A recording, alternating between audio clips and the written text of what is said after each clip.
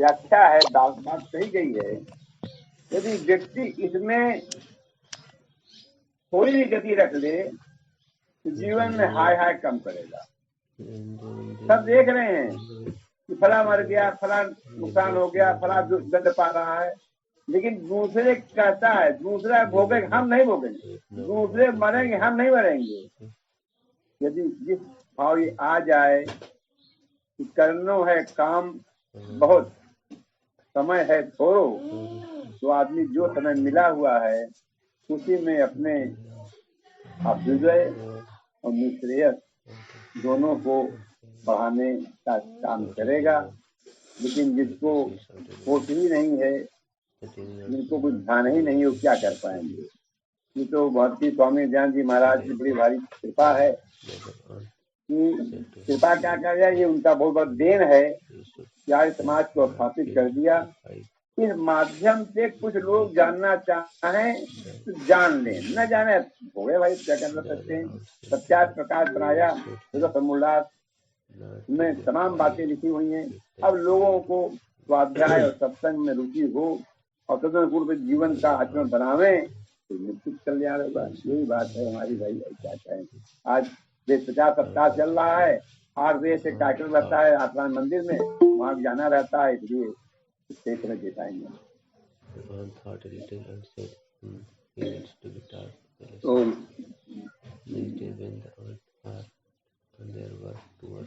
Doctor साहब जी, doctor साहब खाली हुए? आदरणीय सत्यदेव जी,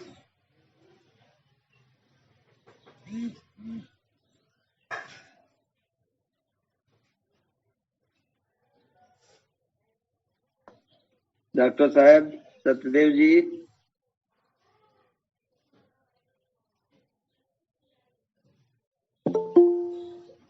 हाँ बाबू जी नमस्ते।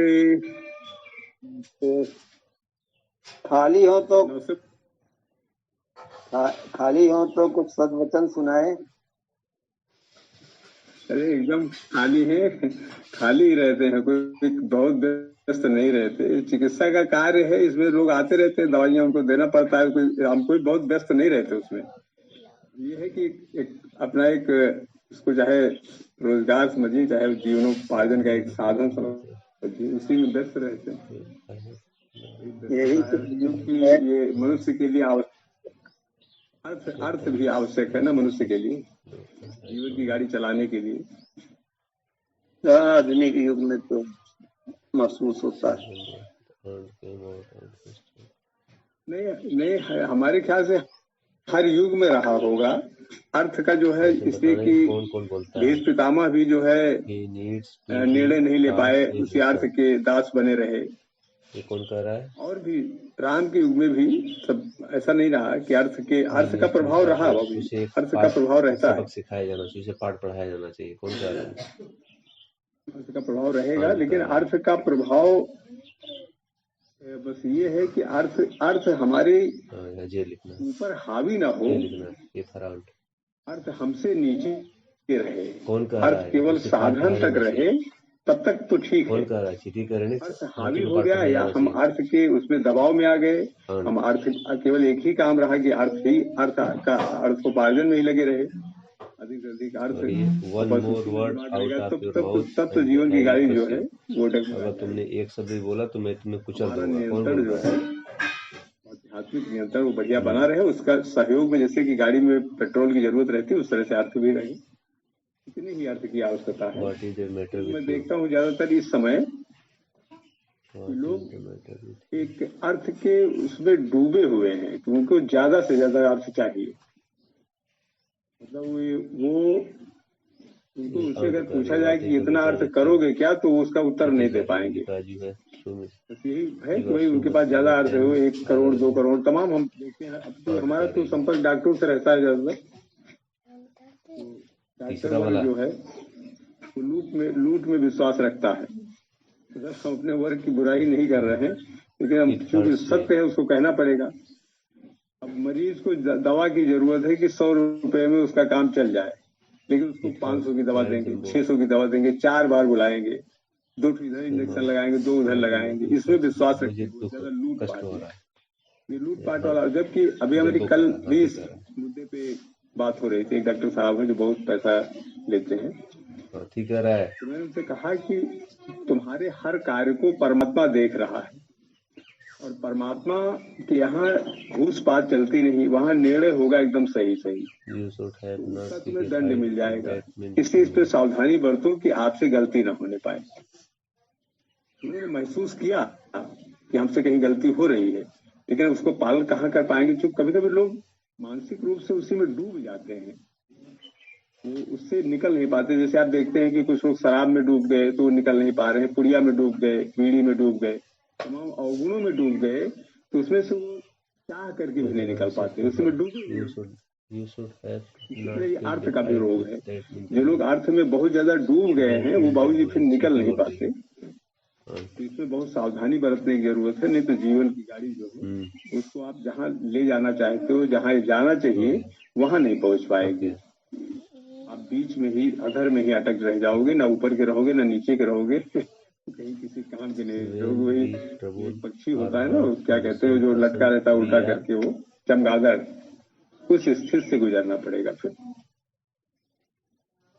चमगादड़ की स्थिति ना आए, आप अपने लक्ष्य पे पहुंचिए, जिसलिए आपको ये शरीर मिला है।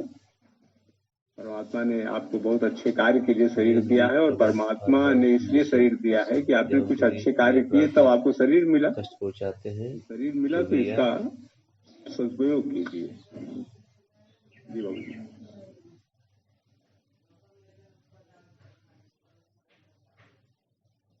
ओम। आदरणीय अमित जी स्वस्थ हैं? Cruel, CRUEL।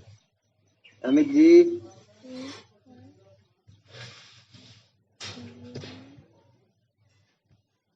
जी जी। ओम स्वस्थ हो? जी। बाकी अभी क्या चल रहा है? अभी प्रधानमंत्री से आशीर्वचन लिया, उसके बाद फिर पहले देखा भजन सुना, उसके बाद प्रधान जी से आशीर्वाद लिया। डॉक्टर साहब का नित्य जो अपना कार्य करते हैं, समय निकाले हैं, आज तो कुछ बोले हैं। अभी ये अमृत महोत्सव तो अभी 17 तारीख तक चल रहा है ना? एक तो हमेशा करना चाहिए अमृत महोत्सव। नहीं, इसके बाद तो स्वर्ण महोत्सव शुरू हो गया अभी से। अब यहाँ से 25 वर्षों के लिए स्वर्ण महोत्सव शुरू हुआ है ना? जो लक्ष्य दिया गया, भाषण सुना होगा सब लोगों ने, कि भारत को विकसित राष्ट्र बनाना है और गुलामी की जो कोई भी छोटे से छोटी निशानी उसको समाप्त करना है, पूरी तरह से स्वदेशीकरण करना है, तो ये आत्मनिर्भर बनना है। आत्मनिर्भर उसमें है। तो मतलब कि बहुत बड़ा लक्ष्य है, बहुत बड़ा लक्ष्य है। विकसित राष्ट्र की जो श्रेणी है वो दुनिया में जो विकसित राष्ट्र हैं उन जैसा नहीं, बल्कि वो थोड़ा अलग ही होगा, थोड़ा अलग ही है। विकसित राष्ट्र का मतलब कि अपनी पूरी परंपरा पर, और गुलामी के लिए देखेंगे तो माने किस किस स्तर पर गुलामी है, खान पान से लेकर, विचार से लेकर, वस्त्र तक, सब कुछ है उसमें शामिल।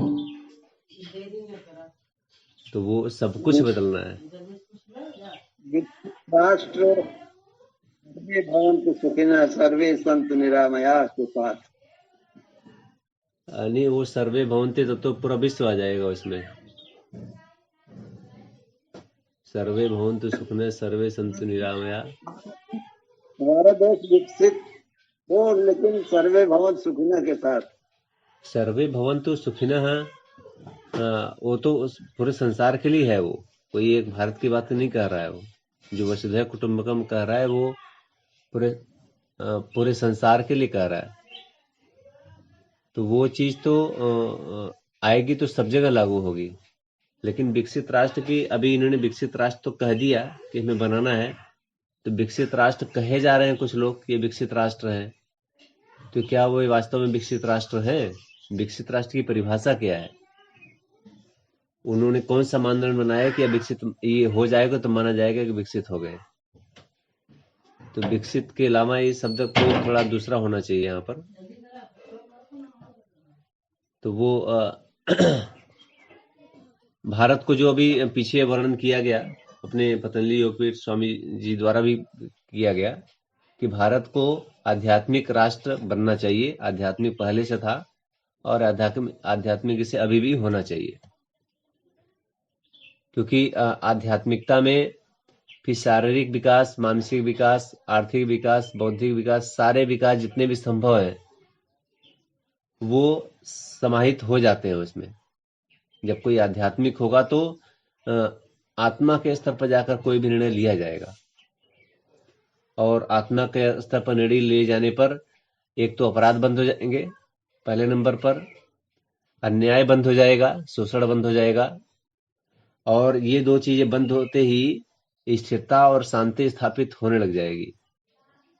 स्थिरता और शांति का सब जगह स्थापना हो जाएगा, और जब ऐसा होता है तो फिर चिंतन का, जहाँ शांति होती है वहाँ चिंतन का स्तर ऊपर उठता चला जाता है। जहाँ भय का माहौल है, जहाँ पर अन्याय एवं शोषण पूरा भरा हुआ है, तो आदमी का वहाँ चित्त स्थिर नहीं होगा, डर का माहौल हमेशा बना रहेगा, भय का माहौल बना रहेगा, तो फिर वहाँ गहराई से चिंतन नहीं हो सकता।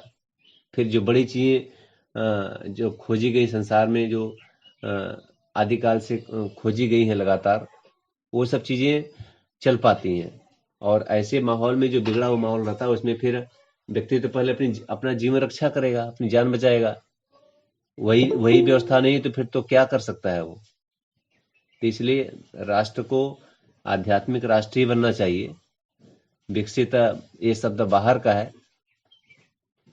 क्योंकि दुनिया में चल रहा है कि जहाँ बहुत समृद्धि है, बहुत साफ सफाई दिखाई पड़ती है विदेश जाने पर, लेकिन उनकी मूल मान्यता में क्या है? एक दूसरे को जो विकसित हुए हैं, जरा उनका कहानी देखा जाए तो कैसे कैसे विकसित हुए, बिना किसी को दबाए कोई विकसित आजकल नहीं हुआ है। बहुत मुश्किल है वहां पर कि लोग अपने पैर पर अपनी व्यवस्था के अनुसार स्वतंत्र और निष्पक्ष होकर के अपने आप को विकसित कर पाए हो। ज्यादातर में भारत का जितना लूटा गया है सारा उधर गया है, उसी से विकसित दिखाई पड़ते होंगे वो।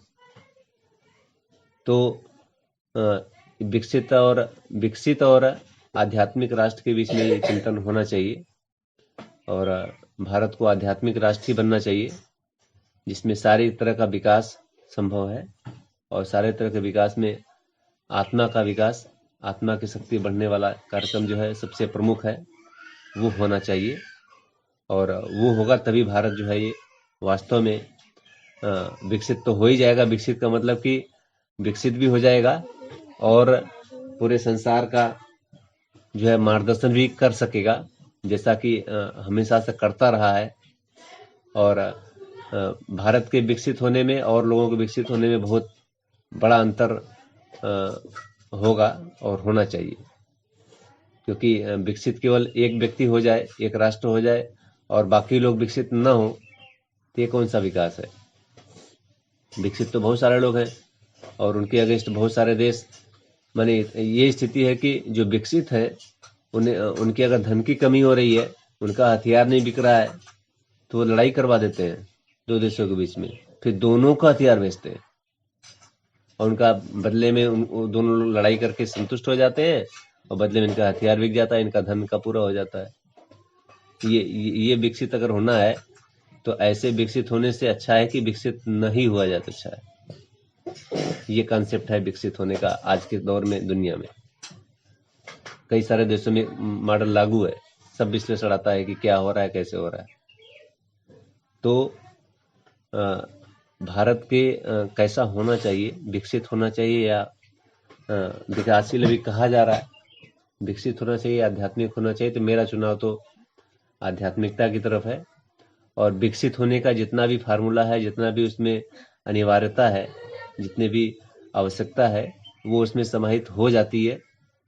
लेकिन जब तक ये भारत जो ऋषियों का देश है, तो उनके स्तर पर जब तक जाकर जीवन के लक्ष्यों को, जीवन के गूढ़ सत्यों को जब तक प्रकाशित नहीं करते हैं, जब तक उसको स्वीकार नहीं किया जाता है, तब तक कहीं भी स्थिरता, शांति और कहीं भी अन्याय का जो वातावरण समाप्त नहीं होता है।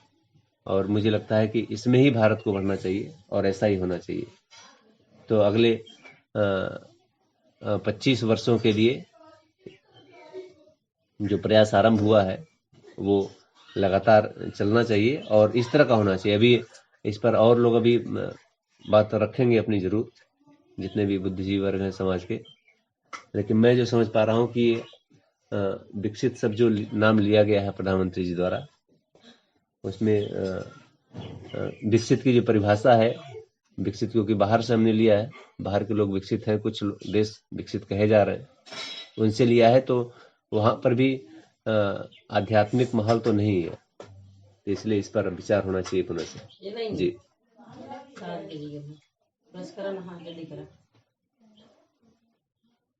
जी। डॉक्टर देवेंद्र जी तो अभी जुड़े हैं। आचार्य कमलेश योगी जी यहाँ पर दिखाई पड़ रहे हैं, कौन है ये? जी, एक बार उनको आमंत्रित किया जाए। फतेहपुर से हैं क्या आप?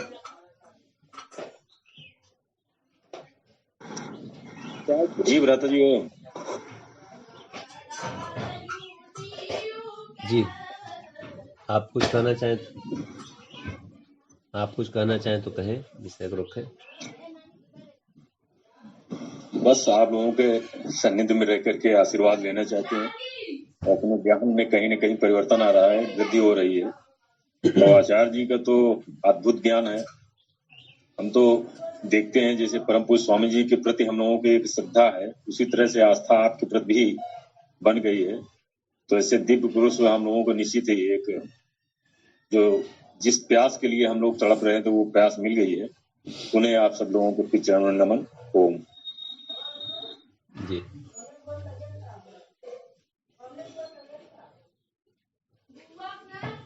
डॉक्टर साहब देवेंद्र जी बोलेंगे। डॉक्टर देवेंद्र सिंह जी।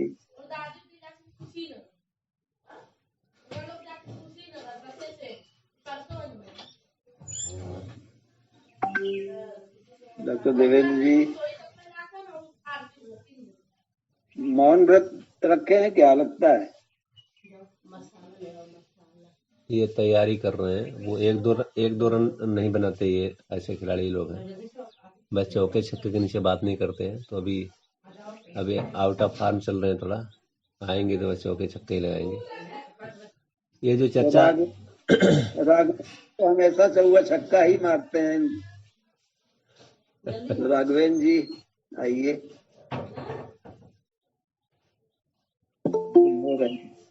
ओम नमस्ते गुरुजी, सभी को नमस्ते। अभी चर्चा हो रही थी, बड़ी सुंदर और बड़ी सारगर्भित चर्चा है, किंतु जब तक हम सही शब्दों का ज्ञान नहीं रखेंगे या उसके शाब्दिक अर्थ को हम नहीं जानेंगे, तब तक हम कल्पना कर सकते हैं लेकिन उसको मूर्त रूप में नहीं ला सकते। अब भारत के साथ कभी कभी कोई देश बोल देता है, कोई राष्ट्र बोल देता है, और कल्पना हम देश की कर रहे हैं, बता रहे हैं राष्ट्र बनाने की। पहले तो ये निर्धारित हो जाए हम इसको राष्ट्र बनाना चाह रहे हैं या देश बनाना चाह रहे हैं।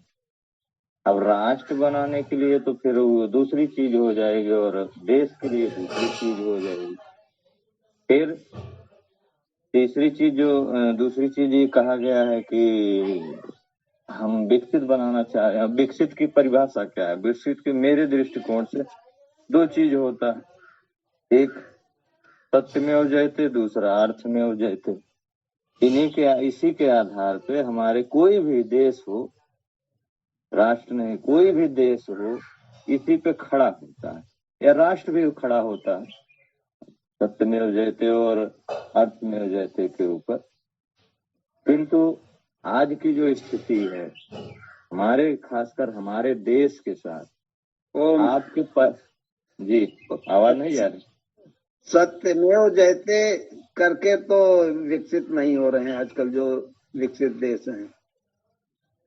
वो उनकी परिभाषा दूसरी, उनके लिए तो अर्थ में जयते ही है। इन केन प्रकारेण जो है उन्हें धन आना चाहिए, उनको धन से मतलब। अभी जैसे चर्चा हुई, उनको मानव व्यापारी को एक ग्राहक के दृष्टिकोण से देखते हैं, एक मानव को मानव की तरीके से नहीं देखते हैं। जैसे आज की चिकित्सा पद्धति देख लीजिए, न्याय व्यवस्था देख लीजिए, वो अपना एक पूंजी समझते हैं कि अगर हमारे पास आया है तो हमारी पूंजी है, इसको कैसे हमें लूटना है। अब चाहे वकील के पास जाइए या किसी डॉक्टर के पास जाइए, ये व्यवस्था है। अब इसको हम कैसे दूर करेंगे, अब ये एक बहुत बड़ा प्रश्न चिन्ह है। लेकिन ये सारी चीजें अगर हम नहीं जानेंगे, जैसे मैं गया था, एक अखंड भारत का कार्यक्रम था RSS का, तो वहां मैं भी जुड़ा था। लेकिन मैंने पाया कि वो धीरे धीरे वही बस कहानी थोड़ी बहुत इधर उधर बताई गई। हमारा देश ऐसे था, फिर वैसे हुआ, फिर ऐसे हो रहा है, इसके लिए हमें क्या करना है, स्वदेशीकरण ज्यादा करें, ये करें वो करें। अब अखंड भारत का कार्यक्रम है, आप फिर व्यापारीकरण तक ले आए। आप क्या कर रहे हैं इसके बारे में लक्ष्य ही नहीं पता, शब्द के बारे में पता ही नहीं। तो मेरे कहने का मतलब ये था कि जैसे अभी अर्थमेव जयते की बात कर रहे हैं, तो आपके यहाँ एक और आपके समानांतर एक व्यवस्था और जनरेट हो रही है, जिसको हलाल सर्टिफाइड व्यवस्था कहते हैं। यानी मुसलमानों ने अपनी एक व्यवस्था बना रखी है कि आपके बराबर चलने की। वैसे भारत की जो अर्थव्यवस्था है काफी बड़ी है, लेकिन उनकी भी कम नहीं है। 40,000 करोड़ रुपए की साल भर में उनकी इनकम जनरेट हो रही इस दौरान। अब इसमें सरकार को इस पे एक्शन लेना चाहिए, और वो पैसा हमारे लिए गला काटने का काम आता। प्लस जो हमारे यहाँ जैसे व्यवस्था, एक 1853 का या 1863 का एक कानून है, रिलीजियस अमेंडमेंट एक्ट जिसको बोलते हैं, जिसका हम लोगों का जो मंदिरों का जो हम लोग स्वदेशी के लिए, जैसे हमारा आयुर्वेद के लिए हम लोग ध्यान देते थे, गुरुकुल खुलवाते थे, उस पैसे से 1 लाख करोड़ रुपए सरकार अपने खाते में जब्त कर लेती है और उन जिहादियों के ऊपर खर्च करती है। मुझे मोदी जी के ऊपर संदेह नहीं है, लेकिन मैं क्वेश्चन मार्क जरूर लगाता हूँ। कोरोना काल में इनको एक अवसर था विश्व गुरु बनने का, आयुर्वेद जगत को सबसे टॉप पे लाने का, लेकिन क्या किया? चाहे होते तो खुली छूट दिए होते कि कोरोना जो आयुर्वेद से इलाज करना चाहता हो इलाज करें। लेकिन उन्होंने क्या किया? उन्होंने केवल और केवल एलोपैथ को ही बढ़ावा दिया। और एलोपैथ क्या किया? प्रचार प्रसार। इसलिए मैं इन झूठे छलावे से मैं नहीं आता।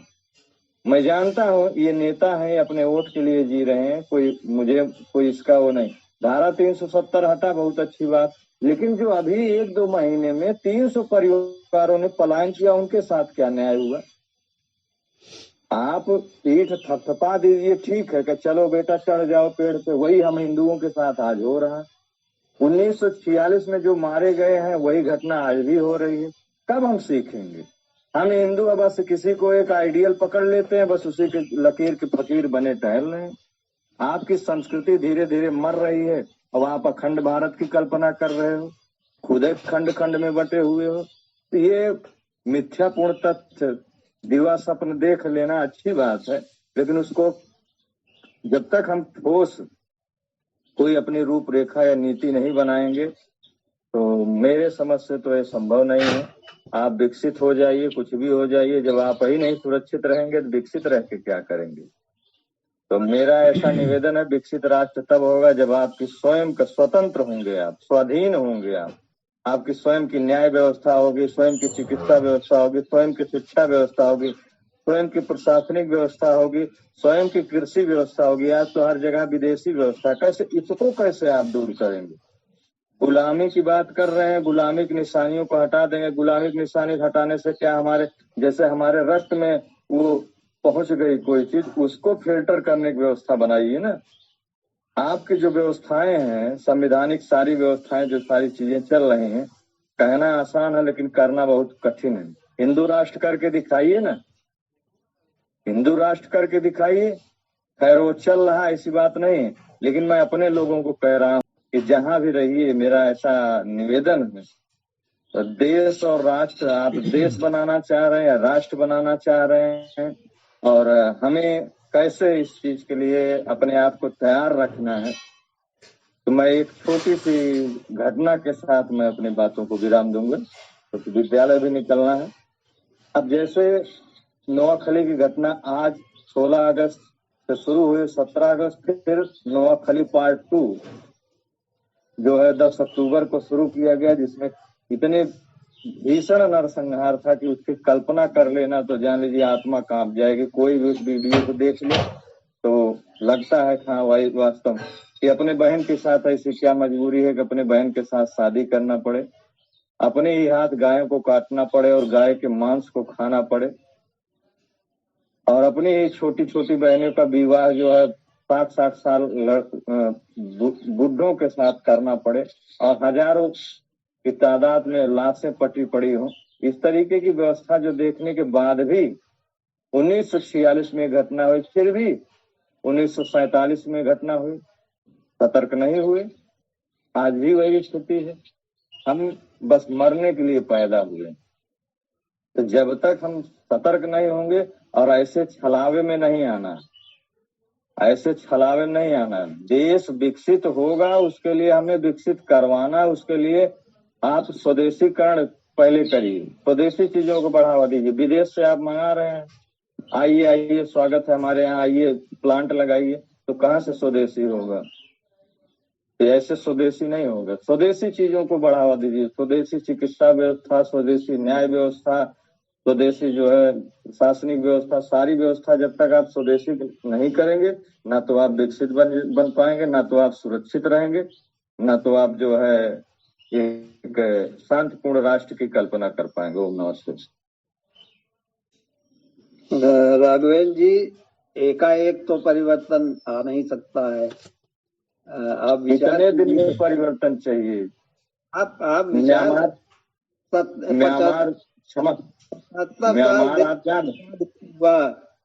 और जिसमें कि लगभग 55 वर्ष कांग्रेसियों का शासन रहा है, बीच में कुछ अन्य लोगों का रहा है। क्षमा चाहेंगे बाबूजी, गुरुजी, मैं आप ये बताइए, ये कह करके अपनी नाकामी छुपाने का प्रयास लोग करते हैं। इतने दिन ये रहा, म्यांमार, सिंगापुर, जापान एक ऐसे देश है, एक झटके में फैसला लिए। म्यांमार रोहिंग्या ने कितने हिंदुओं को, मतलब बौद्धिस्टों को काट काट के रोक किया, एक झटके में उसने एक्शन लिया, रोहिंग्यों को भगा करके दम लिया। आज आपके यहाँ 7 करोड़ घुसपैठिए रह रही हैं। उस 7 करोड़ की वजह से आए दिन कहीं चोरी हो रही, कहीं कुछ हो रही। आप अभी सीए नहीं लागू कर पा रहे हैं।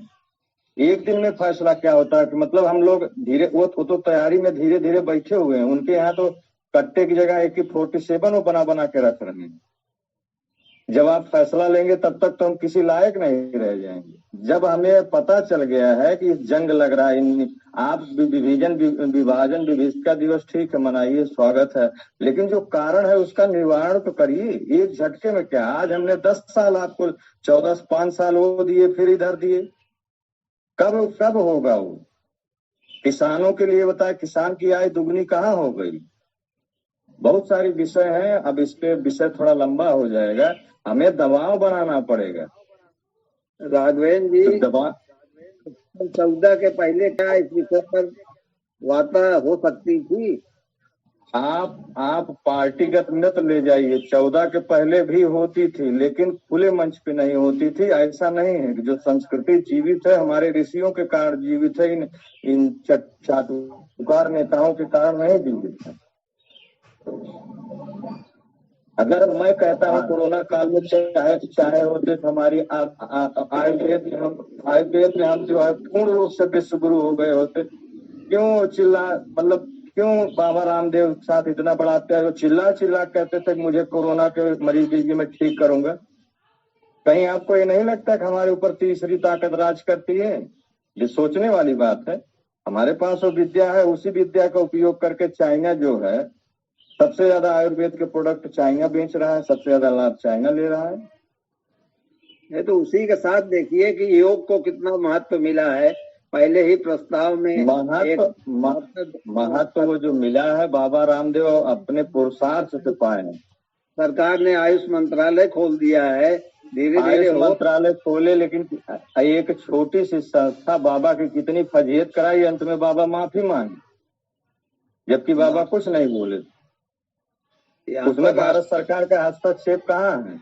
बाकायदा हर्षवर्धन सिंह ने उनसे लेटर मांगा कि आप इस पे स्पष्टीकरण दीजिए। उसी आयुष मंत्रालय ने उनसे स्पष्टीकरण मांगा और हर्षवर्धन वहाँ शामिल भी हो गए। कहे मुझे इनके कोरोनिल किट पे जो है पूर्ण रूप से भरोसा नहीं। ये तो जनता का भरोसा था, कोरोनिल हिट हो गई, नहीं तो जो है कोई उस तरीके से था। आप उस समय देखिए कि बाबा रामदेव जी की दशा क्या थी। अंत में उन्होंने खुले शब्दों में तो नहीं कहा, लेकिन घुमा के कहा कि हाँ मैं इस अपना वक्तव्य वापस लेता हूँ। लेकिन फिर भी तो वही वक्तव्य कायम हो गया। हमारी वजह से हुआ, उनकी वजह से उन्होंने सहयोग क्या किया है उसमें? हम तो केवल एक लालसा लेकर के बैठे रहते हैं अपनी झोली में कि सारा काम सरकारें करेंगी, हम कुछ बोलेंगे नहीं। हम जब तक रोए तब तक दूध नहीं मिलेगा, हमको इतना आप निश्चित मान के चलिए। जब तक सरकार भाव हम नहीं डालेंगे तब तक सरकारें नहीं करेंगी। आप सोचते हैं कि सरकार अपने आप कानून ला करके अपने आप जो है सबको ठीक करके कर देगी, तो ऐसा संभव नहीं है। इसलिए उस पर विचार करिए कि सरकार ही नहीं करेगी, हमको आना पड़ेगा सामने, तब सरकार कुछ कर पाएगी। हम जैसा रास्ता सरकार को दिखाएंगे वैसे सरकार चुनते हैं, वो सरकार आती है कार्य करने के लिए। जी आदरणीय दुर्गेश जी। दुर्गेश जी भी नहीं बोलेंगे, अभी दिव्यांशु जी कुछ बोलेंगे। दिव्यांशु जी आइए, आपका स्वागत है।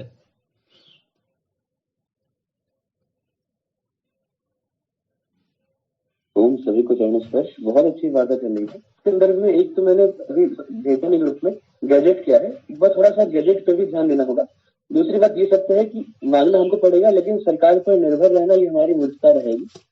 सरकार पे अगर निर्भर रहेंगे तो क्योंकि सरकार के साथ भी बहाना रहता है कि सुप्रीम कोर्ट ने मना कर दिया, और हमारे सुप्रीम कोर्ट कितना अच्छा है सभी जानते हैं। और ऐसा शासन भी नहीं है कि सुप्रीम कोर्ट के आगे, क्योंकि वो कह देगा ये असंवैधानिक है, और संविधान की आड़ में हिंदू राष्ट्र का जो मेन दिक्कत यही मुझे लगता है कि सुप्रीम कोर्ट ही सबसे बड़े आड़े आएगा। तो इसमें थोड़ा सा एक बार गैजेट का भी हम देखें, और उससे बड़ी बात है कि सरकार की हम ऐसा मान के चले कि सरकार की किसी भी अनुदान के बिना, जैसे स्वामी जी की हमारे सामने उदाहरण है, स्वामी जी ने बिना किसी सरकारी सहयोग के इतना बड़ा कार्य किया है। और इसमें भी ये भी समझते में शर्म आती कि जैसे अनिल अंबानी जैसे लोगों का जो पतंजलि योगपीठ के नाम पे कंट्रीब्यूशन है वो मात्र 5 लाख है, और 5 लाख इतने अमीर लोगों से हम इतना एक्सपेक्ट करते हैं। और उससे भी बड़ी महानता स्वामी जी की है कि इन्होंने किसी के भी मदद राशि की अपेक्षा के बिना जो भी देशभक्त हैं उनसे ही मांगा, ना कि किसी पावर सत्ता से ज्यादा सहयोग लिया। बाद में वोट की खातिर स्वामी जी के चरणों में बहुत लोग आए। ये तब तक हम ऐसा प्रयास करें कि सरकार के सहयोग के बिना हमें काम करना है। सहयोग मिलता है तो ठीक है, नहीं मिलता तो और अच्छी बात है। और बिल्कुल हम सभी प्रयास करें और अपनी जो संस्कृति है उसके लिए हमें किसी पर भी निर्भर ना रहना पड़े। आयुष मंत्रालय यद्यपि बन गया है, लेकिन पहले 2-3 साल में सरकार का 96% जो बजट होता था ये एलोपैथ में ज्यादा था, 4% में होम्योपैथ, सिद्धा, यूनानी, योग। आप समझ सकते हैं आयुर्वेद अभी भी कहाँ आ रहा है। तो इसके बाद थोड़ा सा बढ़ाया गया है, 40% कर दिया गया है, और बहुत ज्यादा वृद्धि तो हुई है, लेकिन इतनी भी नहीं हुई है कि अब हर घर में इसकी इतनी मान्यता बढ़ गई हो। हाँ, बढ़ रही है, और इसमें पूरा जो प्रयास है वो स्वामी जी का ही है। ये भी किसी से छुपाने, कोई भी ऐसी संस्था नहीं है जिसने आयुर्वेद का ऐसा प्रचार किया हो। तो मुझे जो लगता है कि थोड़ा सा हम सरकार पर प्रशासनिक तौर पे दबाव बनाना चाहे तो गैजेट का माध्यम हम लें, और उसके बाद भी सरकार से हम निर्भर ना रहे। वो नमस्ते। दो शब्द मैं भी बोल सकता हूँ, तुम्हें है अकबर? जी बोलिए ना। हाँ। राघवेंद्र जी की जो बात है बिल्कुल 16 आने सत्य है, इसमें जरा भी कहीं त्रुटि नहीं है। बस दिक्कत की बात ये है कि जिनके लिए चोरी करो वही कह रहा है चोरवा। मुसीबत की बात ये है कि हम समाज को संगठित करने का विचार कर रहे हैं, प्रयास कर रहे हैं, लेकिन समाज के लोग जो है हमको उल्टा ही समझ रहे हैं। अब आप देखिए, अटल जी के समय में धारा 370 की बात आई थी, लेकिन इनके सहयोगी जल ही इनको डंडा कर दिए, बेचारे चुप हो गए। अब सरकार आई, बहुमत मिला, हिम्मत किया, 370 किया।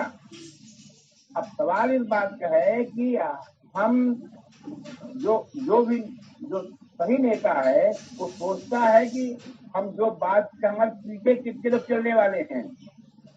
आप हिंदू राष्ट्र की बात कह रहे हैं, ये जितने सीरियल में आज जितने डिबेट में आ रहे हैं,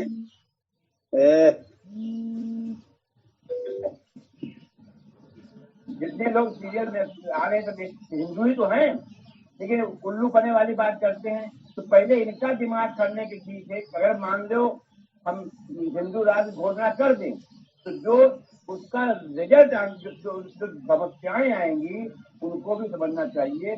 आपकी बात बिल्कुल सही है।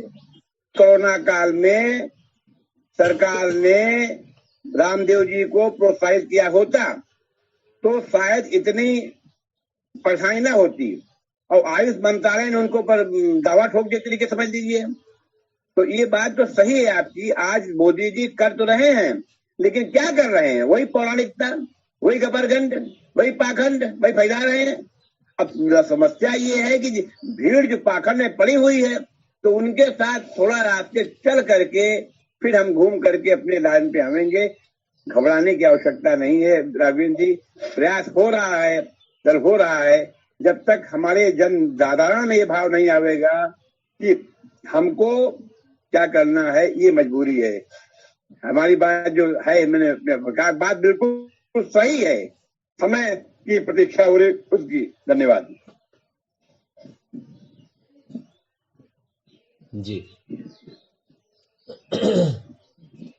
जो दूसरा इन्होंने शब्द दिया है कि पूरी तरह से गुलामी की निशानियों को जहां जहां भी है वहां से हटाया जाए, इसको पूरी तरह से समाप्त किया जाए। उनकी बात सुनेंगे जिस तरह से वो कह रहे थे कि कहीं भी गुलामी की जरा से भी निशानी अगर शेष है तो फिर उसको पूरी तरह से समाप्त किया जाए। तो गुलामी की निशानी की जब बात कर रहे हैं, जब वो उसको पूरी तरह से हटाएंगे तो इसका मतलब कि जी आपकी बात आ गई, आपने पूरी बात कह लिया, धन्यवाद। तो वो जब पूरी तरह से उसका गुलामी वाली निशानी सारी हटा दी जाएंगी तो फिर तो अपने पैर पे खड़े ही होना पड़ेगा, आत्मनिर्भर होना ही पड़ेगा। सारी व्यवस्थाओं को अपनी जो जैसी व्यवस्था थी हमारी जो मूल रूप में, तो उसमें शामिल है। अब शब्दों का कुछ मर्यादा जो भी उन्होंने चुना होगा बोलने के लिए, क्योंकि भाषण अचानक तो तैयार होता नहीं, पहले से मंथन करके शब्दों का चुनाव किया गया होगा। अब उसमें पूरी तरह से मैंने विकसित करने का मतलब कि अब इसमें वो हिंदू राष्ट्र तो नहीं कह सकते थे, और तैयारी जो आभास हो रहा है कि तैयारी चली रही होगी, इतने सारे इधर कांड हुए हैं, अभी भी बात आ ही रही है सरपंच से जुदा करने वाली बात, तो वो अभी भी चली रही है। और उस पर भी सरकार का गृह मंत्रालय का और पूरे मुख्य लोगों का उसमें ध्यान है ही। उस पर क्या होना चाहिए उस पर मैं एक और चिंतन रखना चाहूंगा, उस पर चल रहा है। आधे मिनट में रखिए फिर इस पर समय अभाव है। देखिए, आज भी जो हमें दोयम दर्जा का मिलता है उपाधि, आज जो भी राष्ट्रभक्त हैं उनके साथ दोयम दर्जा का काम किया जाता है। हमारे वैदिक ग्रंथों पर जो स्वाध्याय कर रहे हैं, जैसे वैदिक फिजिक्स, जिसपे आचार्य अग्निव्रत नैष्ठिक जी ने सरकार से चिल्ला चिल्ला कहा कि आप जो है आप मुझे अवसर दीजिए, मैं जो है इस चीज को सिद्ध करूंगा कि वेद ही सभी ज्ञान विज्ञान का ही आधार और उसी में सारा निराकरण निहित है, इसके अलावा कुछ नहीं। सरकार की तरफ से कितनी मदद की जा रही है, कितनी मंशा है सरकार को क्या करने की, आप सभी समझ रहे हैं। यही चीज आध्यात्मिक दृष्टिकोण से क्या जो है आचार्य रामदेव जी ने किया, इतना काम किया जा रहा है। और जो सत्य बोल रहा है उसको निकाल के पार्टी से उठा के फेंक दिया जा रहा है। जरा सा भी एक माहौल नहीं क्रिएट किया जाता, अरे क्यों नहीं, वो क्या गलत बोलिए, जो आपके उसमें है वो सारी चीजें। तो ये दोगली नीति नहीं चलेगी।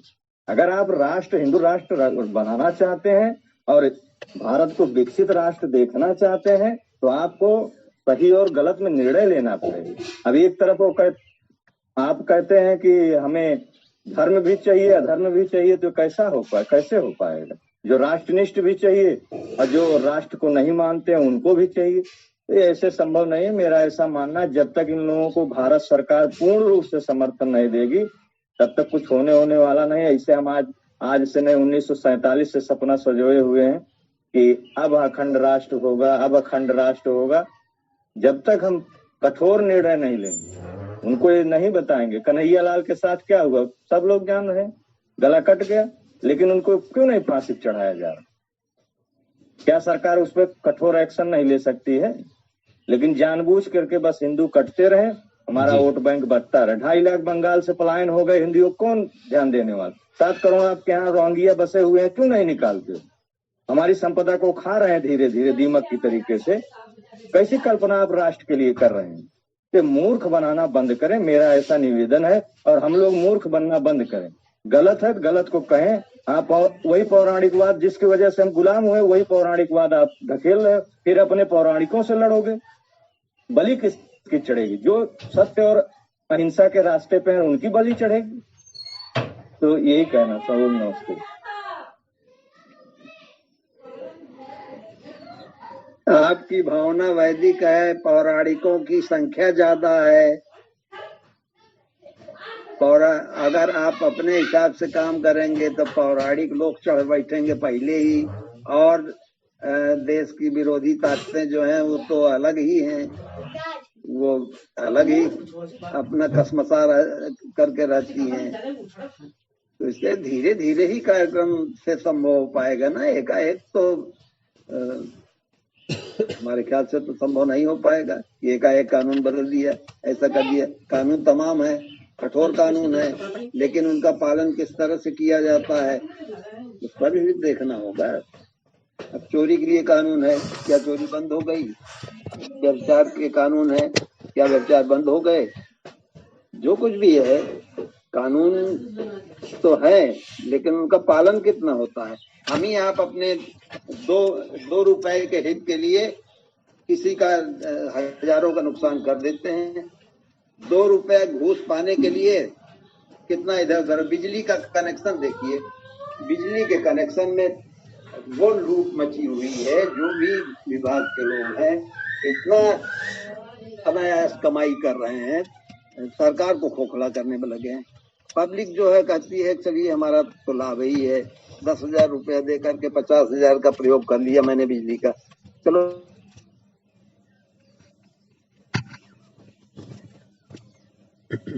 याद नहीं, शिकायत करने को तैयार नहीं है भ्रष्टाचार के बारे में।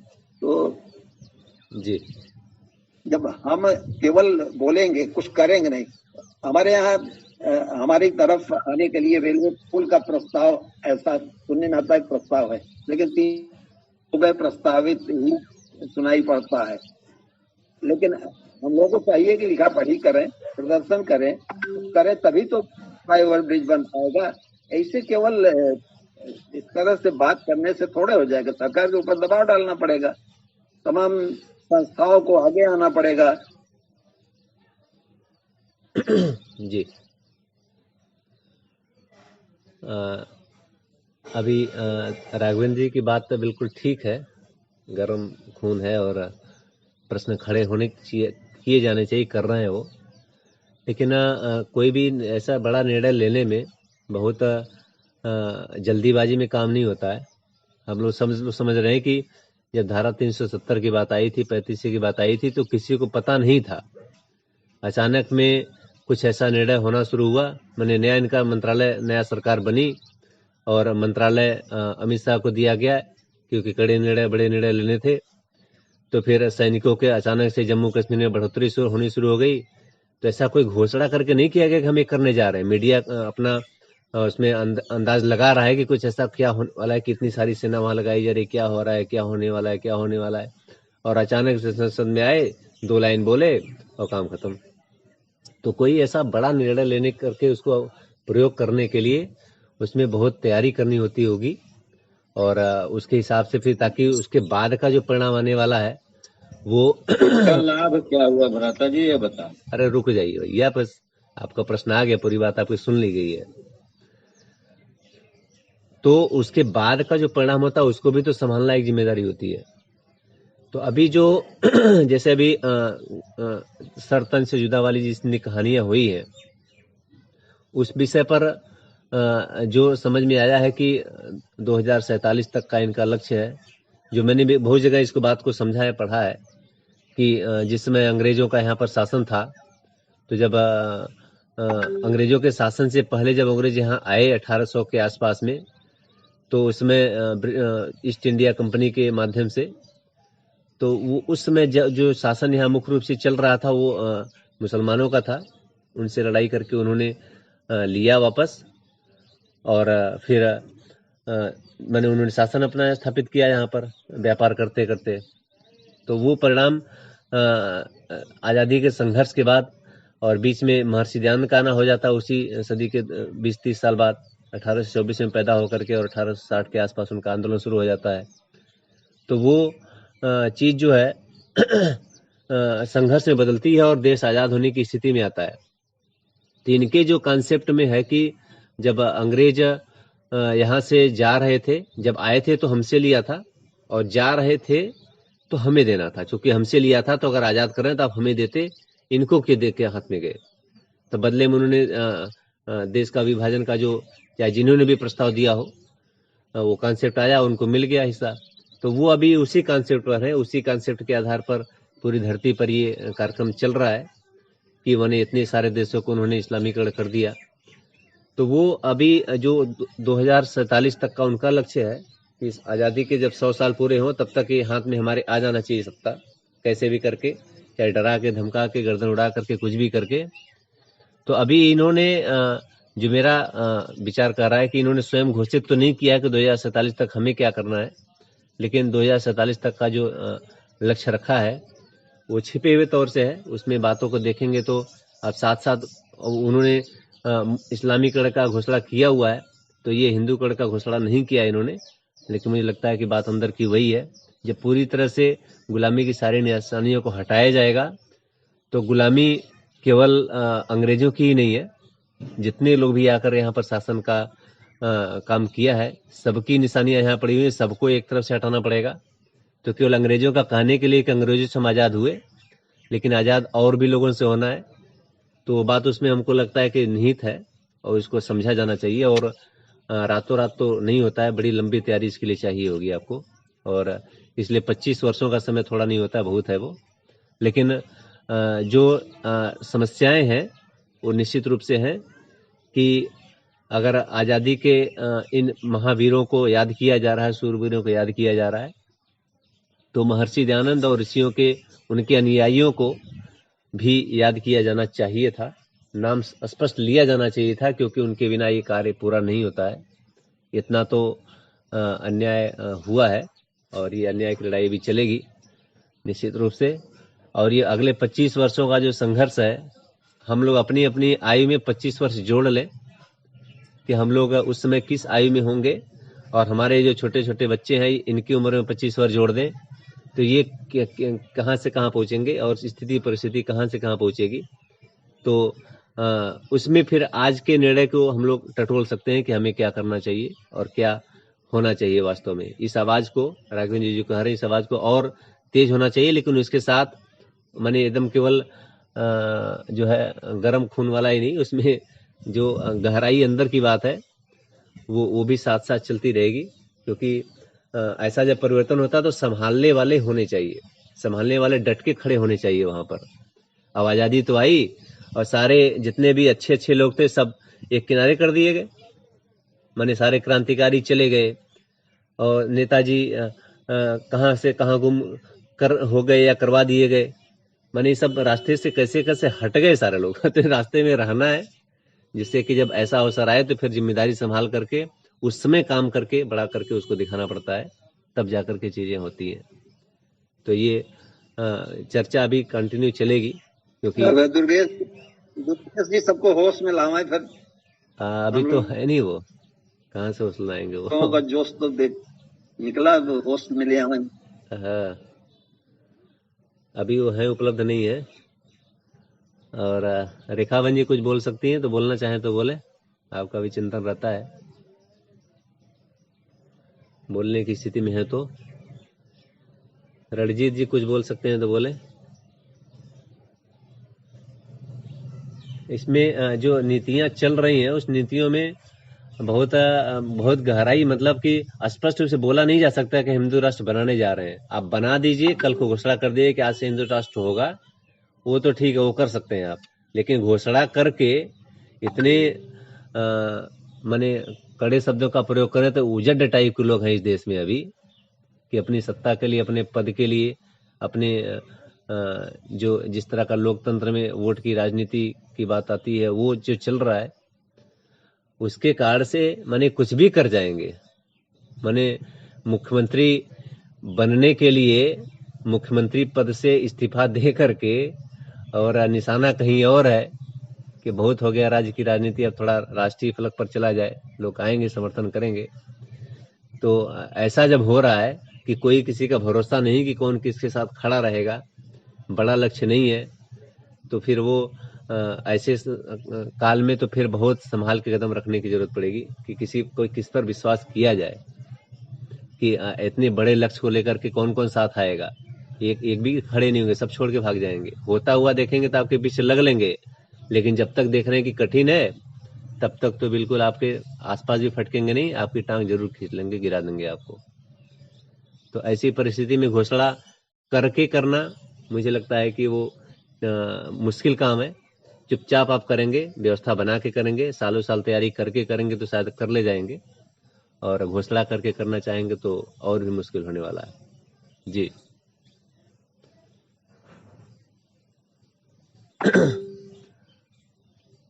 जी, आप सभी को सादर नमस्ते है। एक्चुअली आवाज आ रही है हमारी? जी, बहुत तेज आ रही है आवाज आपकी, बहुत तगड़ी आवाज है। अच्छा, राघवेंद्र जी बिल्कुल सही हैं। उसमें दो कारण है एक तो जैसे उनकी उम्र जो है, इस उम्र में मतलब खून में उबाल बहुत ज्यादा रहता है, और इस उम्र में अधीर होना स्वाभाविक है, धैर्य रखना पड़ेगा। और चूंकि ऐसे ऐसे लोगों के बीच में हैं, इसलिए थोड़ी उनके अंदर उन्माद और बढ़ गई है। वो कहीं गलत नहीं है, सही है, लेकिन बाकी सब लोग हैं यहाँ, उनको संभालेंगे और उनके बात को रखेंगे। रहा बात सरकार का, तो सरकार में जो है इंटरनल वर्क जो है काफी अच्छी तरीके से हो रहा है, और एक एक चीज सामने आएंगी, उसके लिए धैर्य धरना पड़ेगा, अधीर होने से काम नहीं करेगा। और मोदी जी की जगह पर खुद को रख के देखिए, तब समझ में आएगी, ऐसे नहीं समझ में आएगी। वो राजा हैं, हम प्रजा हैं, हमारा कहना जो है कर्तव्य है, ठीक है, लेकिन फिर भी ईश्वर ने हमें विवेक दिया, अपने विवेक का, स्वविवेक का इस्तेमाल करना है, और एक बार जरूर उनके जगह पर अपने को रख करके सोचना चाहिए। ऐसा नहीं है कि कुछ नहीं हो रहा है, बहुत कुछ हो रहा है, और काफी इंटरनल वर्क हो रहा है। वो वर्क सबके सामने उजागर नहीं हो सकता है जी। इसलिए अधीर न होकर के जो है धैर्य में रह के कार्य करना है। और आजादी है बोलने की, तो हम बोल सकते हैं, इसमें कोई दिक्कत नहीं है। ये इनकी जो है मतलब उम्र के हिसाब से वो ठीक है, कहीं गलत नहीं है और सही है। सबसे अच्छी बात है कि वो खोज करते हैं, और मतलब पढ़ने की स्थिति में मेरे समझ से सबसे अच्छे भी हैं, और लगन है उनके अंदर सीखने का, और वैदिक परंपरा में घुसने का, जी और वैदिक परंपरा की एक एक बात को वो अपने में रखना चाहते हैं। और नहीं मतलब बिल्कुल ठीक है। उसका जैसे कोई भी बड़ा निर्णय होता है, मैं सुन रहा था कि जो 370 की बात जब थी तो उतना करने के लिए पीछे का पूरा मैंने उनके साथ सरकार बनानी पड़ी महबूबा मुफ्ती के साथ, और 3 4 5 साल तक प्रयास करना पड़ा, अंदर की बातें समझनी पड़ी, सारे अधिकारियों से लेकर सारे के ट्रांस गया था कि कोई वहां रहेगा नहीं जो उनकी जरा सा भी फेवर करने वाला हो। अभी मान लीजिए कुछ ऐसा कुछ हो जाए और सरकार ही न रहे तो फिर तो हम कहीं के नहीं होंगे, कहीं के नहीं होंगे, बिल्कुल सही बात है। तो हमें तो पहले ये देखनी है कि हमारी जो सरकार है वो हर हालत में रहनी चाहिए। जी। और उसी सरकार से उम्मीद है, बाकी कोई दूसरी सरकार हमारे लिए कुछ करेगी नहीं। हाँ, ये सही है कि मतलब हमको हर जो भी आर्य है, जो देव दयानंद का अनुयायी है, उसके मन में तो टी सही है और रहेगा भी, रहना जरूरी भी है। इसलिए कि शायद अमित जी आपको जानकारी होगी कि नहीं होगी, मतलब जब पहले बार कोरोना शुरू हुआ था, पिछली बार जिसमें 90 दिन का वो लॉकडाउन लगा था, उसमें ये जो दिल्ली वाले जो विनय जी नहीं है जी, उन्होंने बात किया था हर्षवर्धन वगैरह से, डॉक्टर हर्षवर्धन वगैरह से, कि भाई ऐसा है कि आप जैसे मोदी जी जैसे कहे हैं थाली बजाने के लिए और काम शंख बजाने के लिए, और क्या कहे जो वॉरियर्स हैं उनके लिए, उनको उत्साहित करने के लिए, तो क्यों नहीं एक बार उनसे यह कहते हैं कि वो घर घर में यज्ञ करने के लिए भी कहें, वो ऐसा उनको कहना चाहिए। और कह के देखिए, अगर ऐसा हर घर में, प्रत्येक घर में अगर हिंदुस्तान में यज्ञ होता है तो हमें पूर्ण विश्वास है कि ईश्वर की कृपा से कोरोना 1 हफ्ते 10 दिन के अंदर में यहाँ से समाप्त हो जाएगा। लेकिन उन्होंने उस पर जवाब नहीं दिया। वो कहे कि देखिए ये राजनीति दूसरे तरह की है और यहाँ पौराणिकों की संख्या दूसरी है और यहाँ भी मामला तुरंत बदल जाएगा। और ये सारे पौराणिक जो है मतलब वो अंध बुद्धि वाले होते हैं, कुछ दूसरा उल्टा सीधा भी समझने लगेंगे और माहौल दूसरा हो जाएगा। जी। तो बहुत मतलब विकट और विषम परिस्थिति में सरकार चल रही है। बिल्कुल ठीक बात है। अभी जैसे नया बोर्ड का ही, भारतीय शिक्षा बोर्ड का ही अधिकार स्वामी जी को दिया गया है, तो उसमें ही कितने लोग हल्ला मचा रहे हैं कि बाबा तो व्यापारी हैं, ये इनको क्यों दे दिया गया। जिसने बीज माने उगा करके पौधा बना करके प्रस्ताव रखा 2014-15 में, अब उसको कह रहे हैं कि उनको क्यों दे दिया, दूसरे को क्यों नहीं दिया। तो जिसका कॉन्सेप्ट ही सामने से आया है, जिसने लेके आया है, मांग किया कि ऐसा होना चाहिए, वो तो वैदिक बोर्ड की बात कर रहे हैं, तो वैदिक नाम हटाकर भारतीय किया गया। इतने सूक्ष्म लेवल पर जाकर के उसको माने विश्लेषण किया गया कि वैदिक नाम रख देने से कितना बाउंडर हो जाएगा देश में, बाउंडर हो जाता देश में वैदिक नाम रखने पर। बिल्कुल हो जाता। अरे हमारे ही भाई करते जो अंधे हैं। दिक्कत तो ये है ना कि हम मारेंगे किसको, वो हमारा ही तो है, माने उनके ये प्रॉब्लम हो रही है। वैदिक कहते ही क्या बाकी चीजें जो चल रही है वो वैदिक नहीं है, बाकी लोग वैदिक नहीं है, ये वैदिक लेकर के आ रहे हैं। तो हम भी तो वेद को मानते हैं, माने वेद जैसा करना कुछ नहीं है, लेकिन वेद हमारे वेद का नाम हम रखेंगे अपने साथ। तो इसलिए वैदिक नाम हटा करके वहां पर बड़ी मेहनत के बाद मैंने उसमें शिक्षा, भारतीय शिक्षा किया गया। और वो कह रहे हैं कि अभी इनको क्यों बना दिया गया। तो इतना मतलब हतना होने के बाद भी बनाया जाएगा तो उनके बाप को बनाया जाएगा। ये इतने अंधे हैं सब। अब देखिए विदेश वाले आके पेप्सी कोला और कौन कौन आके यहाँ से पैसा कमा के जा रहे हैं, तो इन मूर्खों मूढ़ों को मतलब समझ में नहीं आ रहा है। और यही जो हमारा सच्चा देशभक्त है, जो इस देश को राष्ट्र बनाना चाहता है, पूरे विश्व में जो है वैदिक परंपरा को फैलाना चाहता है, उसके पीछे बिना मतलब ये सब पड़े हुए हैं। इनको तो बुद्धि नाम की चीजें नहीं है। जो इसमें दबाव की स्थिति होती है, वो सरकार चूंकि पूरा जनमानस उसी में रचा बसा है, वही सा ही सोच रहा है, तो उसको बदलने के लिए उसमें समय लगता है। सरकार आज निर्णय ले सकती है, लेकिन उस सरकार के साथ जो लोग, जनता जो वोट दे रही है, जो मत दे रही है, वो उसके साथ अगर नहीं खड़ी होगी तो फिर उनका तो फिर वोट ही नहीं देगी। अगले 2 साल बाद फिर चुनाव करना है, तो फिर इनको आने का अवसर नहीं आएगा। अवसर नहीं आएगा तो फिर जब अवसर नहीं आएगा तो फिर सीमा नहीं है। उसको पता था कि मैंने अटल जी की सरकार किस तरह से गिरी थी एक वोट के कार्ड से। तो लोकतंत्र का जमाना आपने बना रखा है, तो फिर तो ऐसे ही होगा। तो इसलिए बहुत चीजों को संभाल करके जो भी आप निर्णय लेना चाह रहे हैं, जो बड़ा निर्णय लेना चाह रहे हैं, उतनी उसके पीछे उतनी तैयारी आपको चाहिए। 370 के लिए केवल एक राज्य की बात थी, एक राज्य के अंदर करना था आपको, और बाकी पूरा देश आपके साथ खड़ा था कि जो भी करेंगे बहुत सही हुआ, बहुत सही हुआ। लेकिन जैसे आप हिंदू राष्ट्र की बात करेंगे, सारे पूरे पूरे पूरे देश के अंदर एक एक राज्य से एक एक जिले से आवाज आपको आएगी आपके खिलाफ में, बिल्कुल जहाँ पे आएगी, वो सही संख्या बात है। है। तो अगर वो आपने अरे वहां पर और 5 तो साल से, छोड़ दीजिए, यही बोलेंगे, मायावती बोलेंगी, अखिलेश बोलेंगे। ठीक है, मैंने अब नाम किसी के इसमें लेने की कोई जरूरत नहीं है, सब कुछ सब समझ रहा है। मैंने वो हर जिले से आवाज आएगी। और इतनी बड़ी तैयारी अगर आपको है, इतना आप सोच रहे हैं, तो फिर आपको 25 साल का समय लग जाएगा, कोई इसमें बड़ी बात नहीं है। उतनी ओम नमस्ते। उसके पीछे उतनी तैयारी आपको रखनी पड़ेगी। तो ये कर रहे हैं तो बहुत अच्छी बात है। और सुब्रता जी, एक चीज मैं जानना चाहूंगा, यदि आपके पास समय हो, एक झटके में सब कुछ सही कर सकते हैं, फिर भी उसको बार बार इस चीज को किया जाए तो कैसा रहेगा? जैसे उदाहरण ले रहे, नोटबंदी आई, नोटबंदी के नाम पर केवल नोट बदली। अगर ये चाहे नोटबंदी से इसकी तुलना नहीं कर सकते आप आज राघवेंद्र भी जी, नोटबंदी से तुलना नहीं कर सकते आप नहीं, इसको। ये दूसरा अरे विषय ही बहुत दूसरा बड़ी है। तुलना, यही नोटबंदी कोई नहीं, आप सुन तो लीजिए, नोटबंदी, अरे मैं आपकी बात समझ लिया ना। नोटबंदी कोई भावना वाली चीज नहीं थी। असली बात तो आप सुने नहीं। आप बताइए मैं क्या कहना चाह रहा हूँ। नोटबंदी कोई भावना वाली चीज नहीं थी, ये भावनात्मक चीज है। इसमें लोग हथियार लेके निकल पड़ेंगे घर से अपने। जो अपराध होते हैं सारे के सारे अपराध पैसे के लिए हो रहे हैं। अनुच्छेद 1947, अरे अनुच्छेद 47 साफ साफ कहता है, जो स्वास्थ्य के लिए नहीं लाभप्रद है उस मादक पदार्थों को बंद किया जाना चाहिए। और उससे सबसे ज्यादा अहित हिंदुओं को हो रहा है। काहे नहीं बंद कर रहे हैं? अगर हिंदुओं से लगा हो तो बंद करिए ना शराब को। क्यों? शराब को अर्थव्यवस्था का आधार बनाए हुए। और मैं नोटबंदी की बात कर रहा हूँ, सारा हवाला का जो पैसा आज भी आता है, जो हमारे हिंदुओं को गला काटने का काम करता, सब तैश में आते हैं। आज अगर सारी संपत्ति आधार से लिंक कर दें तो निश्चित तौर पे हवाला का पैसा एकाएक रुक जाएगा। और यही नहीं, जितने खुतबैये नेता तुरंत छोड़ के भाग जाएंगे। और ये भी कर दें 10,000 से ऊपर के ट्रांजैक्शन के लिए आपको जो है चेक या उस तरीके से 10,000 से ज्यादा आप कोई ट्रांजैक्शन कर ही नहीं सकते। लेकिन हुआ क्या, वही व्यवस्था लकीर के फकीर केवल थोड़ा सा घुमा दे रहे। अब उसमें हमारी कितनी क्षति होती है ये नहीं देखते। नोटबंदी मामूली कौन नहीं नुकसान उठाए। तो आपका कहना है कि मतलब ये हिंदुओं के बारे में नहीं सोचते हैं, हिंदुओं का पक्षधर नहीं है सरकार?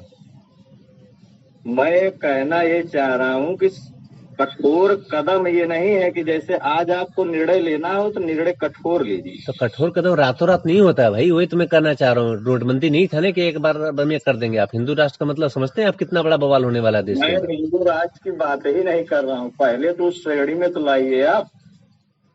उसके लिए उतनी तैयारी चाहिए होती है। नहीं, देखिए मैंने शुरू में एक शब्द बोला, धर्म और अधर्म साथ में नहीं चल सकते।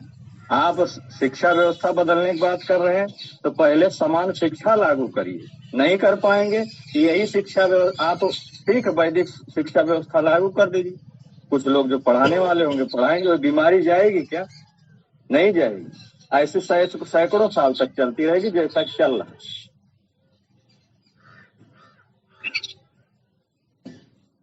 ये विषय बहुत बड़ा है, क्षमा चाहते हैं, इस पे दूसरे दिन चर्चा होगी। इस पे मैं जो कहना चाह रहा हूँ अभी बहुत कुछ बाकी है।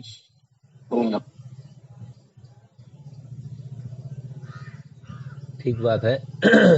रातों रात निर्णय नहीं होते हैं, मूल बात निकल के वही आ रही है। लेकिन जो लक्ष्य है, जो निर्धारित किया गया है, जो बातें हैं, जो होना चाहिए, वो बड़ी चीज है। और बड़ी उसमें तैयारी की जरूरत पड़ेगी। सबको तैयारी की जरूरत है, केवल सरकार की बात नहीं है। जो जहां रहे उसी स्तर से, अपने स्तर से प्रयास करे तो संभावना है कि चीजें बदलेंगी और आपके अनुकूल, और आपके अनुकूल मतलब पूरे संसार के अनुकूल बनेगा वो। और यहाँ पर तो अभी नाम ही नहीं लिया जा रहा है। नाम लेने के अलावा जब काम करने उतरेंगे, अभी महर्षि का नाम नहीं लिया गया तो इतना लोगों को कष्ट हो रहा है। और इसी उस संस्कृति की बात की जाएगी, जब उसको करने पर उतरेंगे तब कितना विरोध सामने आएगा। तो इन सब चीजों को ध्यान में रखते हुए सभी का कर्तव्य है, हम सबका, एक एक व्यक्ति का, कि एक एक व्यक्ति की सोच से महर्षि अकेले इतना बड़ा तूफान खड़ा करके गए हैं अकेले, कि वो देश एक हुंकार पर आजाद हो गया, स्वतंत्र हो गया। वो प्रयास तो 1857 में हुआ था। कल परसों हम लोग बात कर रहे थे कि कैसे उस समय के 5, 7, 10 मुख्य क्रांतिकारियों को लेकर के, रानी लक्ष्मीबाई से लेकर तात्या टोपे, नाना साहब को लेकर के, और उसमें एक बहादुर शाह जफर जो थे वो भी साथ में थे उस विचारधारा में। हालांकि वो मुस्लिम थे, लेकिन वो इस बात में पक्षधर थे कि अंग्रेजों को हटाया जाए यहाँ से। तो उनको लेकर के इन्होंने एक पूरी व्यवस्था को बनाने का कार्य किया था। हालांकि थोड़ी सी चूक के कारण से चूक हो गई, तो पता लगा कि अब 90 साल तक पुनः से संघर्ष के काल में जाना पड़ा। तो नाम न लेकर के इतना हो रहा है, तो जब उनके कथन को धरातल पर उतारना होगा तो सोचिए कि एक एक घर में 5, 4, 5, 10 सदस्य हैं, सबके अंदर परिवर्तन की आवश्यकता पड़ जाएगी। इस बात को सोच करके बड़ा डर सा लगता है कि कितना बड़ा काम है ये, कि कोई बड़ा आंदोलन खड़ा होगा, ऐसे कोई बड़ी सुनामी जैसी कोई हवा बहेगी तो लोग ऐसा विचार बदल जाएगा लोगों को, तब शायद कुछ ऐसा होगा। लेकिन इसके बिना हुए माने घर घर में एक एक व्यक्ति में परिवर्तन की आवश्यकता पड़ जाएगी, जो बात यहाँ की जा रही है। तो निश्चित रूप से बहुत बड़ा टास्क है, बहुत बड़ा कार्य है, और एक दिन का काम नहीं है। सबको मिल करके, सबको जुट करके इस काम में लगना पड़ेगा तो शायद होगा। और ये माने अगर इस तरह का सोच केवल जनता ने एक बना ले तो सरकार को कराने की जरूरत ही नहीं पड़ेगी। अब सरकार के स्तर पर वो बल प्रयोग करके किया जाता है, कानून बन जाता है, बल प्रयोग करके होता है तो उधर से करवाया जाता है, लेकिन करना अंत में जनता को ही पड़ता है। तो जनता अगर स्वयं से कर लेती है तो उनकी जरूरत ही नहीं पड़ेगी। लेकिन यहाँ पर ऐसा लगता है कि दोनों को ही जरूरत है, इधर से भी सुधार हो, इधर से परिवर्तन हो और उधर से भी परिवर्तन हो, और तब जाकर के ये बचेगा और तब जाके शायद परिवर्तन आएगा। जी बाबूजी। राम जन्मभूमि के बारे में अगर सोचा जाए, देखा जाए तो 500 साढ़े 500 साल से हिंदू लोग छुटपुट आते थे सामने और फेल हो जाते थे। छुटपुट क्या, उसमें लाखों लोग तभी भी बलिदान हुए हैं, लाखों की संख्या में, इतनी 498 साल में हुआ है बलिदान। लेकिन देखिए, एक सुप्रीम कोर्ट के चीफ जस्टिस आए, उनके ऊपर पता नहीं दबाव पड़ा या कानून का सहारा लेकर के, या आत्मबल उनके अंदर था, आत्मा उनकी पुकार रही, का फैसला देंगे तो देश के लिए हितकर होगा, राष्ट्र के लिए हितकर होगा। उन्होंने फैसला दिया और कितना आगे बढ़ चढ़ करके प्रधानमंत्री और पूरी सरकार उनकी राम जन्मभूमि के लिए आगे आई। ये क्या हिंदुत्व को बढ़ावा देने का कम नहीं है? इसके पहले की सरकारें जो थी, हज हाउस बनवा रही थी, कब्रगाह की बाउंड्री बनवा रही थी, ये सब का मदरसों को मदद कर रही थी, उन सबसे तो अलग ही दिखाई पड़ती है हमारी सरकार जो इस समय है। हमको इतना उद्विग्न होने की जरूरत तो हमारे ख्याल से नहीं है। नहीं, अगर उद्विग्न हो भी जाएंगे तो क्या होगा उससे? अचानक रातों रात अभी कर ले, सारा काम ले ले और काम एक भी ना हो, और पता लगा कि सरकार भी आपकी चली जाएगी, चुनाव होगा तो इतने सारे विपक्षी लोग गिद्ध की तरह नजर लगाए बैठे हैं, कोई प्रचार कर करके आपके खिलाफ सब कर देंगे, कोई आपके हाथ में कुछ नहीं रहेगा, फिर आप तो बस जो सोच पा रहे हो सोचना भी बंद हो जाएगा। फिर काशी विश्वनाथ कॉरिडोर, क्या किसी ने सोचा था कि यह स्वरूप आएगा हम लोगों के सामने? लेकिन क्या दिव्य और भव्य रूप सामने आया है। जो भी अब जाते, जो गए होंगे 10 साल पहले या इसके बनने के पहले, और इस समय जो जा रहे होंगे, और आगे की जो भी योजनाएं हैं वाराणसी को और सुसज्जित करने की, तो ये सब हमारी हिंदू राष्ट्र की सनातन कहिए वैदिक को ही तो प्रभावित करने वाली हैं। जी, मेरा ये कहना है कि मैंने इसमें कोई भी ऐसा बड़ा जो निर्णय होता है उसमें बहुत तैयारी करनी पड़ती है। मैं तो पहले भी नहीं गया था और बाद में भी नहीं गया हूँ। काशी विश्वनाथ कॉरिडोर जो भी बात है, मैं पहले भी नहीं देख पाया था और अभी तक नहीं गया हूँ। लेकिन सुनता हूँ कि मैंने उतने सारे लोगों को हटाने के लिए जो चीज जिसके भी घर बने हुए थे, क्या क्या पापड़ बेल करके लोगों को जो है मुआवजा दे करके घर उनका हटाया गया, व्यवस्था बनाई गई। तो बहुत तैयारी करनी पड़ती होगी कि शोर शराबा भी ना हो, कोई विरोध भी ना आए सामने, काम भी हो जाए। तो काम वैसा ही होना चाहिए, बहुत थोड़ा सा परिवर्तन करना पड़े तो ऐसे लेवल पर जाने के लिए फिर कई सालों का मेहनत लगता है, पूरी एकदम तैयारी करनी पड़ती है, तब जाकर के चीजें घटित होती हैं। वहाँ अमित जी जो हटाया गया उन समूह को, एक मकान उन समूह का हटा और 6 मकान इसमें बनारस में सब बना ली उसी पैसा से। जी जी, तब जाकर इतना इतना पैसा परिवर्तन दिया होता गया है। उस समय। हाँ, इतना दिया जाता तब जाके होता, नहीं तो उनका मुंह नहीं हटते ही नहीं, वो हाँ, विरोध करने पे उतर इतना जाते तो फिर पैसा उनके ऊपर लाद दिया गया सर पर कि वो आवाजें निकलना बंद हो गया। हाँ, तो आज के समय के लोगों को पैसा ही चाहिए। अरे आप इस थोड़ी सी बात ये समझ लीजिए कि जैसे मान लीजिए हम लोग इस ग्रुप में सारे लोग जुड़े हैं, हम सब लोग महर्षि को मानते हैं, उनको देवता तुल्य मानते हैं, आचार्य जी को मानते हैं। हम लोगों के परिवार में जैसे यज्ञ होता है, सारा कुछ होता है, हम लोग परिवार में सारे लोग एक मत के हैं।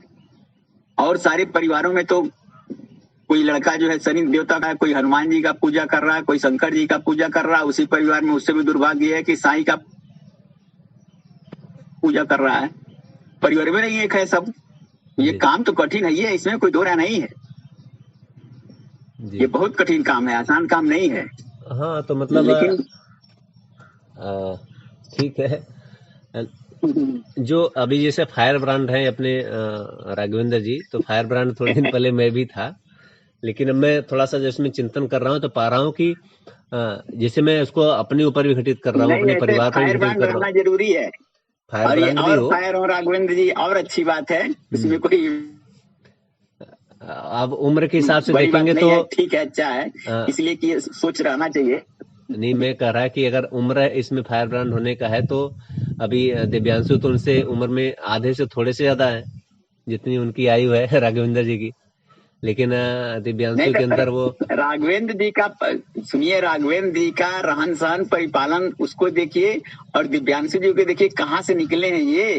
हाँ ये इतने दिन कहाँ थे? आचार्य कुलम में थे, गुरुकुल में नहीं थे, ठीक था, लेकिन वहां थे ना क्या नाम है, बाबा जी के सानिध्य में। तो वहां जो जाएगा, अभी 4 दिन वहां विश्वमोहन रह के आए हैं, काफी इन लोगों की सोच बदल गई। अभी जो वहां से पुस्तक मिला है इसको विश्वेश के लिए पढ़ने के लिए, वो पूर्ण रूप से वैदिक तो ही है, नाम भले ना है, लेकिन जा तो रास्ता तो वही चल रहा है।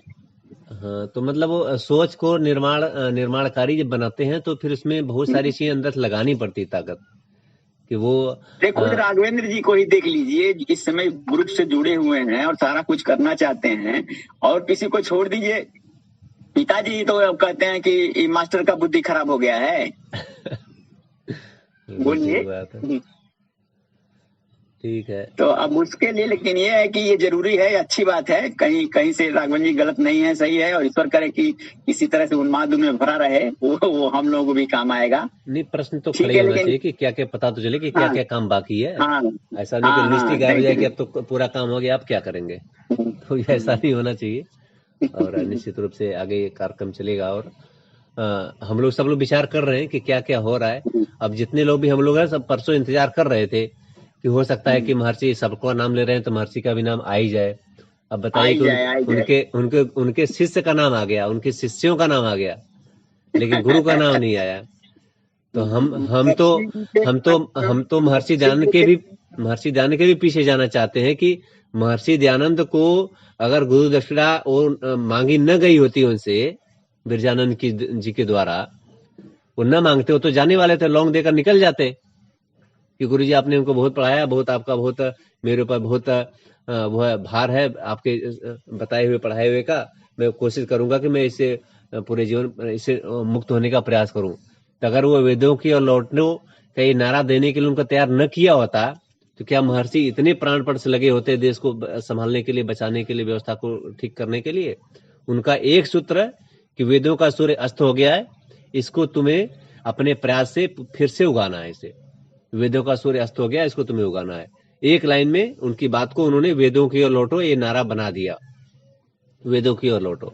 और इसी सिद्धांत के अनुसार पूरा उन्होंने पूरा की सोच थी वो, और उसी सोच पर चलना है। जब जिस दिन प्रत्येक व्यक्ति वैदिक हो जाएगा, एक ईश्वर को मानेगा, एक तरह की सारी पूजा और संध्या की वंदना हो जाएगी, सारी प्रक्रिया हो जाएगी, फिर कहाँ तक दो रह जाएगा, तब तो सब एक ही रह जाएगा, फिर कोई मतभिन्नता रहेगी ही नहीं। तो मैं तो महर्षि दयानंद के पीछे भी बिरजानंद तक जाना चाहता हूँ कि वो किया उन्होंने कैसे, उनका जीवन कितना संघर्ष में रहा। बिरजानंद का देखते हैं तो उनका जीवन माने बचपन में अंधे हो गए तपेदी के कार्ड से, और कैसे कैसे उन्होंने संघर्ष करके गुरुकुल चलाया, और करते कराते फिर महर्षि दयानंद को तैयार करके मैंने इस काम में लगाया। तो महर्षि दयानंद को याद करेंगे तो उसके पीछे उनको भी याद करना पड़ेगा, उनका कितना प्रबल जीवन की दृढ़ता थी। अंधे जरूर थे वो, लेकिन इतने कट्टर थे कि माने वो जो चीज सही है उसके पहले एकदम से हम डट जाते थे, और वो कठोरता महर्षि के ने भी अपने अंदर कॉपी कर लिया था।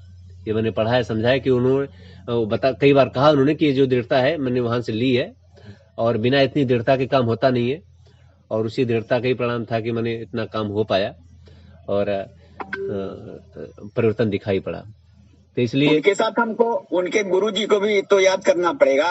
स्वामी बिरजानंद के जो गुरुजी जो आत्महत्या करने जा रहे थे, तो स्वामी पूर्णानंद जी ने उनको रोका था ना, पढ़ाया था। हाँ, पूर्णानंद जी ने, जी नहीं वो, हाँ ठीक है, दयानंद को याद करें फिर सोचना पड़ेगा। हाँ, पूर्णानंद तक जाना पड़ेगा, क्योंकि संन्यास था जो उन्होंने दिया था जी। अभी दोनों पूर्णानंद एक ही है कि दो है, भी वो देखना पड़ेगा। लेकिन माने परंपरा ऐसी है, देखिए कहाँ से पीछे जा करके माने महर्षि बने तो उनको तैयार करने वाले लोग कौन थे, वहां तक जाएंगे तब बात पूरी होगी। अभी तो महर्षि तक ही नहीं पहुंचे हैं, पीछे का 2 स्टेप छूटा हुआ है अभी। तो समय के साथ ये सब सारी चीजें होंगी, और नहीं होंगी तो हम लोग हैं, हम लोग भी कुछ ना कुछ करेंगे, प्रयास कर रहे हैं, और जैसे सामर्थ्य अपनी बढ़ाएंगे और करेंगे निश्चित रूप से, जहां तक अपना बल काम करेगा, बल बढ़ाएंगे भी, और जितना बल आएगा उतने से काम करेंगे भी। जी आदरणीय संचालक महोदय, सभा आपकी समाप्त करने का समय आया है। मैं ये कहना चाहता हूँ, दो बातें कहनी है जी। क्या मोदी जी का योगदान हमारे राष्ट्र के प्रति क्या महर्षि दयानंद सरस्वती जी से या विरजानंद जी से इन सबसे कम आंका जा सकता है? जो इस समय की परिस्थिति को देखते हुए कर रहे हैं, ये मामूली काम नहीं है। उन लोगों ने अगर आग को जलाया है तो इसका प्रचंड रूप देने में मोदी जी जुटे हुए हैं, और ईश्वर चाहेंगे तो बहुत ही जल्द 25 साल के अंदर ही सब कुछ संपन्न हो जाएगा। ये रास्ता मोदी जी दिखा रहे हैं, अब महर्षि जी के रास्ते पर ही देश चल रहा है। और एक बात हमको और कहना है कि आचार्य जी का दर्शन नहीं हो रहा है, 3-4 दिन हो गए। मैं दर्शन होगा, अभी हो उनकी व्यस्तता ज्यादा है, हो जाएगा। गुरु मेरे आत्मा तेरे दर्श को तरसे आत्मा, कम से कम 2 मिनट के लिए ही हमारी कक्षा में दर्शन दे दिया करें, ऐसी मेरी प्रार्थना तक पहुंचा दें तो बड़ी कृपा होगी। ठीक है, अभी वो नहीं है तो कम से कम यहाँ लोग कुछ खुद फांद ले रहे हैं, वो आएंगे तब तो खाली सुनना रह जाएगा, तो पता तो चलेगी कितना सीखा पढ़ा समझा अभी तक में। तो 2 मिनट के लिए केवल दर्शन दे दिया करें स्क्रीन पर बस। अरे उनका 2 मिनट वो 1 घंटे के बराबर ही हो जाता है। ठीक है, अभी हम लोग करेंगे, रिक्वेस्ट में कर लूंगा।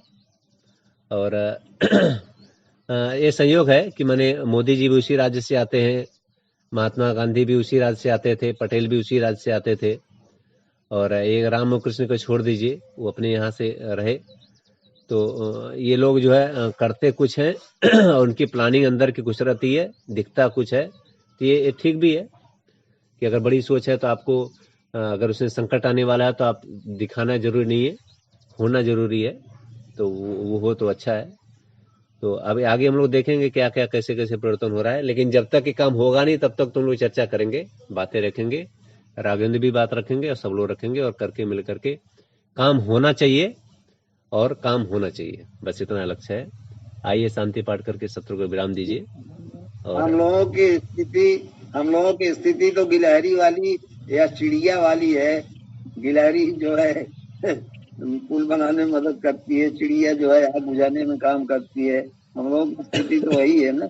जी जी, नहीं अभी तो ऐसा है, अब एक ही अभिनंदन थे, माने क्या से क्या कहानी हुई, पूरा देश दुनिया में थर्रा दिया एकदम से, पूरा व्यवस्था को जो है अभिनंदन हो गए, और देश का गर्व कितना ऊंचा हो गया, माथा जो है।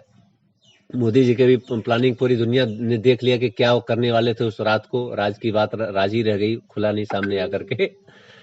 तो गिलहरी भी कई बार बड़ा काम कर जाती है, और बहुत महत्वपूर्ण काम हो जाता है। तो ऐसे में एक एक व्यक्ति का बड़ा महत्व है, बहुत लोगों ने ऐसा करके दिखाया है।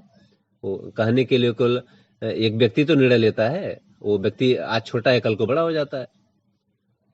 तो संभावनाएं पूरी भरी पड़ी हैं। हम लोग तो योग वाले देश के लोग हैं, कि कितनी संभावनाएं सारा योग बता रहा है, बस वो करने की जरूरत आवश्यकता है। जी, शांति पाठ शायद आप ही करेंगे। पांडे जी ने किया था संध्या वंदन। तो आप ही के राज्य से तो हैं वो, तो आप उनका जिम्मेदारी संभालिए, वो चले गए हैं अभी। शांतिरंतरिक्षम शांति, पृथिवी शांतिरापः शांति, रोषधयः शांति, वनस्पतयः शांतिर्विश्वे देवा शांतिर्ब्रह्म शांतिः, सर्वं शांतिः शांतिरेव शांतिः, सामा शांतिरेधि। ओम शांतिः शांतिः शांतिः। ओम